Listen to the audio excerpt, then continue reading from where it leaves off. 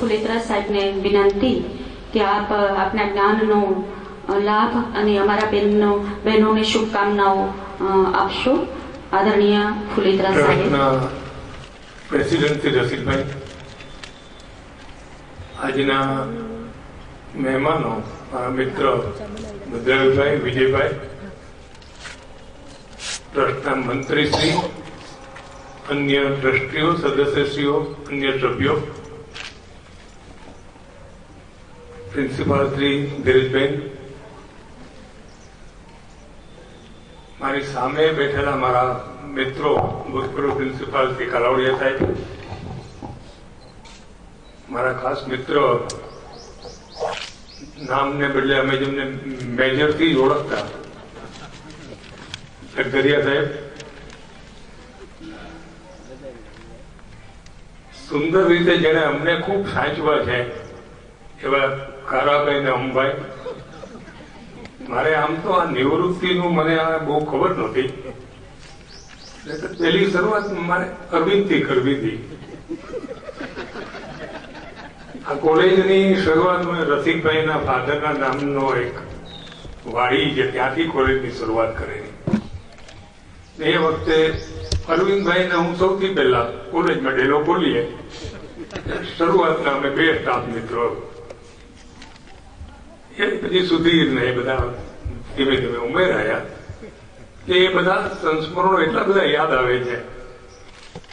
જે બધી વાતો હું કરવા બેઠું તો મારે થોડુંક ભદ્રાયુભાઈ ઉપર વેર વાળવાનું જે ન વળે.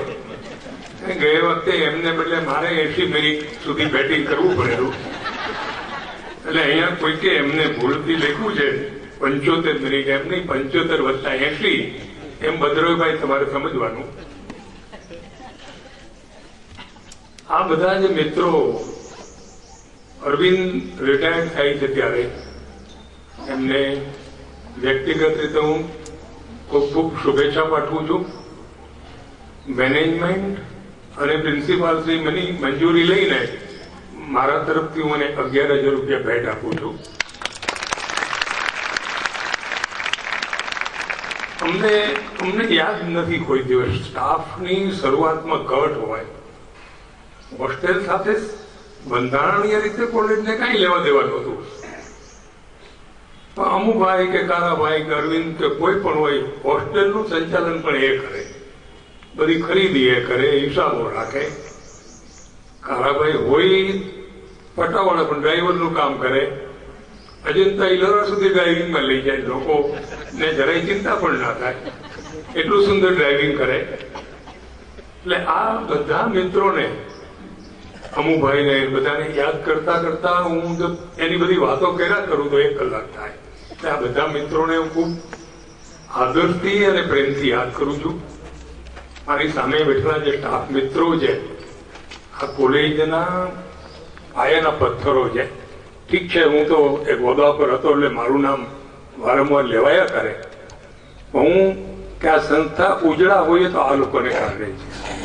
આ બધા મિત્રોને પણ, બહેનોને પણ મિત્રો કહેવાય, એટલે બહેનો નહીં એમ નહીં, બહેનો પણ સ્ટાફ મિત્રો જે છે બધા, આપ બધાને હું ખૂબ ખૂબ યાદ કરું છું. આજે જેમનો વિદાય સમારંભ છે અને થોડા ઇનામો પણ જે મેળવે છે એ બધા બહેનોને પણ હું ખાસ અભિનંદન આપું છું.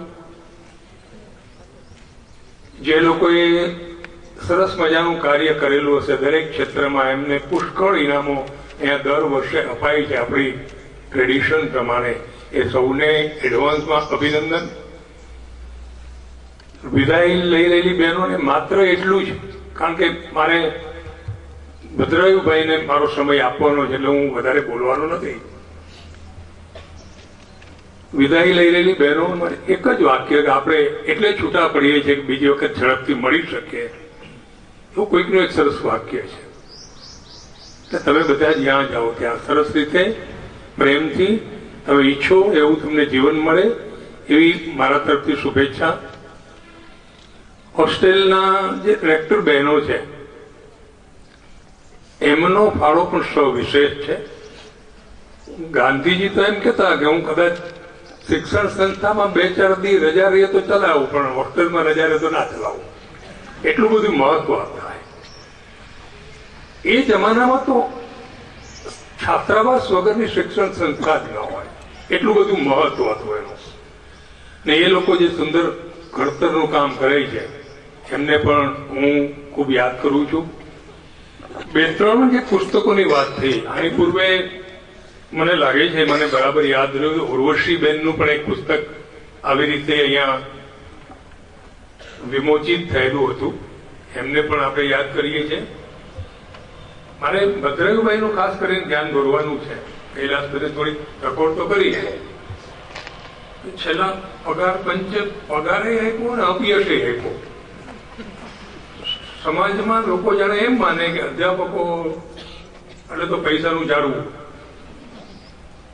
એ હશે, જ્યાં સાચું હશે ત્યાં હશે, પણ આ કોલેજના અધ્યાપક મિત્રો બહેનો સરસ કામ કરે છે એનો હું વર્ષો સુધી સાક્ષી રહ્યો છું. ને આજે પણ તમે જોયું ને તો કિરણભાઈ કે કૈલાસબેન જે પુસ્તકો કે લેખો લખે, લક્ઝરિયા સાહેબને અમે વારંવાર કહેતા કે research does not pay even a laundry bill. ધોબીનું એક બિલ ચૂકવાય એટલું વળતર રિસર્ચમાં ના મળે. ઇસ્ત્રીનું મહિને બિલ આવે ને એટલું વળતર ના હોય, પણ એ કામ માત્ર પ્રેમથી કરતા હોય. એ એમની વિદ્યાપ્રીતિ છે. એ વિદ્યાપ્રીતિના અધ્યાપક ભાઈઓ બહેનોને, કૈલાસબેન, કિરણ, આ બધાને, અને જે બહેનો ખાસ કરીને વાંચ્યું અને એમનું સંકલન કર્યું, બહુ આઘાત સાથે મારે કહેવું જોઈએ બહેનો. રાજકોટમાં પણ વિજયભાઈ, ભદ્રભાઈ સાક્ષી છે કે બહુ ઓછી કોલેજોમાં વાંચનનું કામ થતું હોય છે, બહુ ઓછી કોલેજોમાં. આપણા એક ભૂતપૂર્વ અધ્યાપક હતા મનોજભાઈ, એમણે મને શુભેચ્છાઓ સંદેશ પણ તમારા ઉપર પાઠવ્યો છે. એમના મધરની તબિયત સારી નથી એટલે રાજકોટમાં છે, એમનો સંદેશો પણ હું તમને પહોંચાડું છું. એ રમૂજમાં એમ કહેતા કે વાંચન એ તો માણસની છેલ્લી જરૂરિયાત ગણાય. એને પેલી જરૂરિયાત તરીકે કટાક્ષમાં કહેવાયેલી વાત હતી આ. તમે સૌ વાંચન અંગે એટલા જાગૃત છો. અને બહેનો યાદ રાખજો કે કોઈ પણ મહાપુરુષોના, પંડિત જવાહરલાલ નહેરુ 56માં જયારે મદ્રાસ યુનિવર્સિટીમાં આવા એક ફંક્શનમાં ગયેલા ત્યારે એક સુંદર વાત કરેલી એમણે.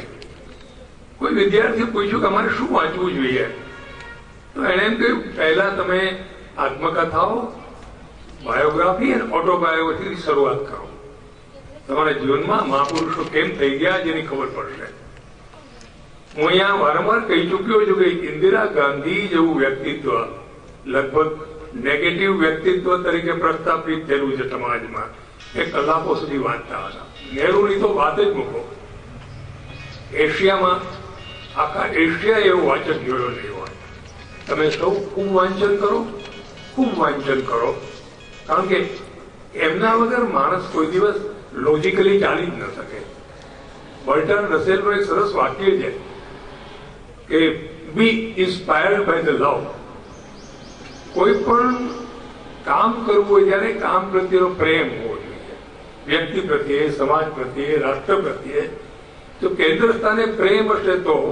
પણ પછી એને એમ કીધું કે બીજી જરૂરિયાત કઈ, that you must be guided by the logic. તમે બુદ્ધિથી તમારો માર્ગ, કામ પ્રત્યેનો પ્રેમ તો સાચો, પણ એમાં જો બુદ્ધિ ન પડે, લોજિક ન પડે, થોટ ન પડે, અને એ વાંચન વગર ના આવે. અને બર્ટન રસેલ પણ જ્યાં હશે ત્યાં ખુશ થશે તમારું વાંચન જોઈને. મેં કહ્યું મારે વિશેષ વાતો આજે કરવી નથી. ભદ્રાયુભાઈને આપણે ખાસ બોલાવ્યા છે. અધ્યાપક મિત્રો તો સારી રીતે જાણે છે, ભદ્રાયુભાઈનો પરિચય આપવાનો ન હોય. એમની પાસે બધા અધ્યાપક મિત્રો ભણી ગયા છે અર્થમાં કે બધા અધ્યાપકોએ રિફ્રેશર કોર્સમાં જવાનું હોય, જુદા જુદા કોર્સિસ કરવાના હોય, અપડેટ થવાનું હોય. એ સંસ્થાના એક ડાયરેક્ટર હતા. એટલે એ બધા એમને સારી રીતે એમનો પરિચય છે. અદાણી જેવો માણસ આ દેશનો 8મા નંબરનો જે શ્રીમંત છે, એમની 17-18 સંસ્થાઓ ભારતભરમાં જે ફેલાયેલી છે, એમનું સંચાલન એમને સોંપતી વખતે એમ કહેલું યુનિવર્સિટીમાંથી જતા હતા ત્યારે કે આ કોરો ચેક છે, તમારે જે જોઈએ એટલો પગાર લખી લો. પણ હવે છેવટે તો માસ્તરનો જીવ લખીને કેટલું લખે. ન જવાના ઈરાદાથી એમ કીધું મારે 20 લાખ પગાર આપો. પેલા માણસે કહ્યું ઓકે. અને ત્યારથી એમની મુશ્કેલી શરૂ થઈ. હું મુશ્કેલી એ અર્થમાં કહું છું, બહુ સ્વતંત્ર યુનિટમાં સ્વતંત્ર રીતે કામ થઈ શકે. ક્યારેક અલગ રીતે ભદ્રાયુભાઈને અલગ એક પ્રસંગે 2 કલાક અદાણીની સંસ્થાઓ કેમ ચાલે છે અને સંસ્થાઓ કેવી છે એના વિશે આપણે વાત કરવા ક્યારેક બોલાવીશું. આજે ફરી મેં કહ્યું એમને વિશેષ સાંભળવા છે એટલે આપણે મારું વાત હું પૂરી કરું છું. ફરી વખત પ્રિન્સિપાલ શ્રી ખાસ આભાર કે હર વખતે મને યાદ કરીને આમંત્રણ આપે છે. તમારા સૌનો પણ ખૂબ ખૂબ આભાર. ટ્રસ્ટીઓનો પણ ખૂબ આભાર. ટ્રસ્ટીઓ પણ પ્રિન્સિપાલને અને સ્ટાફને બધી સ્વતંત્રતા આપે છે, પૈસાની સગવડતા કર્યા. સૌથી મોટી જરૂરિયાત હોય પ્રિન્સિપાલ ને સ્ટાફને તો સ્વતંત્રતાની. એમાં જયારે ભોજપૂર્ણ થતા હોય ત્યારે કોલેજો કામ ન કરી શકે.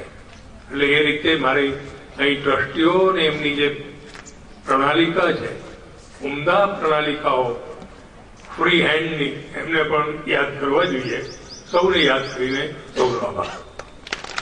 ખૂબ ખૂબ ધન્યવાદ ફુલેન્દ્ર સાહેબ.